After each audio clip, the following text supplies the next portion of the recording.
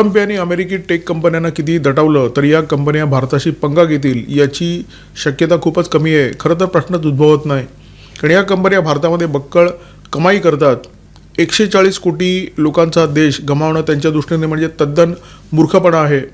Trump यांचं ठीक आहे, त्यांना फक्त 4 वर्ष काढायची आहेत, परंतु या कंपन्यांना ट्रम्प यांच्या आधीसुद्धा व्यवसाय करायचा होता आणि ट्रम्प जेव्हा राष्ट्राध्यक्ष नसतील तेव्हासुद्धा या कंपन्या व्यवसाय करत राहतील. त्यामुळे ट्रम्प म्हणाले म्हणून आपल्या पायावर कुऱ्हाड मारून घेण्याचा प्रकार या कंपन्या कधीही करणार नाहीत. आंध्र प्रदेशचे मुख्यमंत्री आणि NDAचे एक प्रमुख नेते चंद्राबाबू नायडू यांनी घोषणा केलेली आहे की गुगल अमेरिकेबाहेरचं सगळ्यात मोठं डेटा सेंटर आंध्र प्रदेशमधील विशाखापट्टणम येथे उभारणार आहे.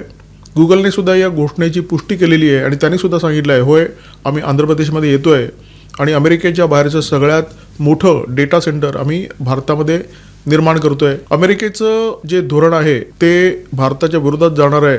डोनाल्ड ट्रम्प यांनी घोषणा केली आहे की अमेरिका फर्स्ट, परंतु अमेरिकेच्या ज्या टेक जायंट असलेल्या कंपन्या आहेत त्या ट्रम्प यांच्या शब्दांना किंवा या धोरणाला किती किंमत देतात हे या घटनेवरून पुरेसं उघड झालेलं आहे.